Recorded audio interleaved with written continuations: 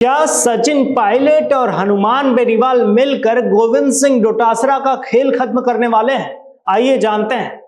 राजस्थान, जहां की सियासत में एक नया तूफान खड़ा हो रहा है, लेकिन ये तूफान कोई प्राकृतिक आपदा नहीं है। ये तूफान है सत्ता की कुर्सी के लिए छिड़ी जंग का।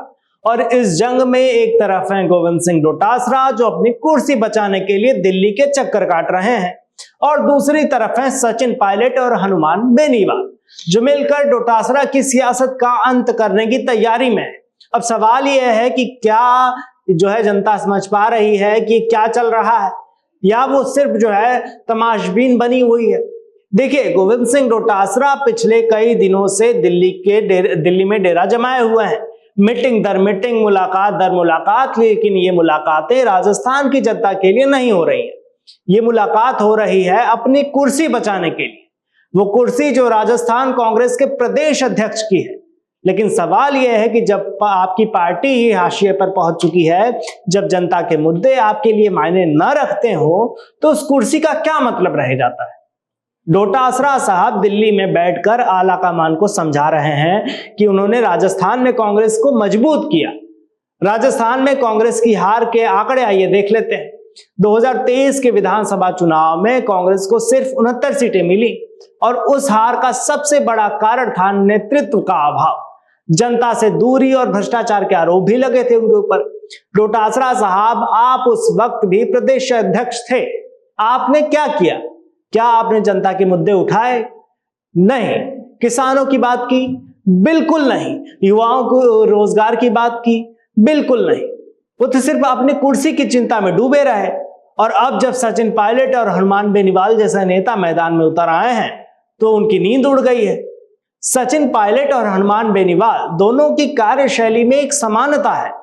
दोनों ने हमेशा जमीनी मुद्दों को उठाया है। सचिन पायलट की आवाज को बुलंद किया उन्होंने, तो हनुमान बेनीवाल ने अपनी पार्टी यानी आरएलपी के जरिए ग्रामीण इलाकों में अपनी पकड़ बनाई।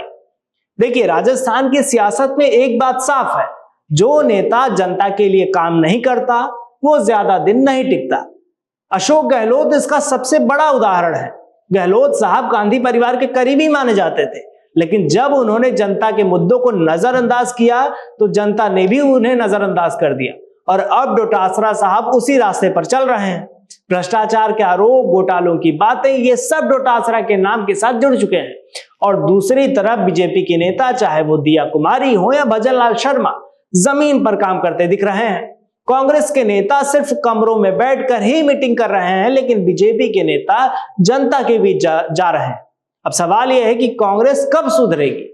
एक बात और, सचिन पायलट को छोड़कर कांग्रेस में ऐसा कोई नेता नहीं दिखता जो जमीनी मुद्दों को उठा रहा हो।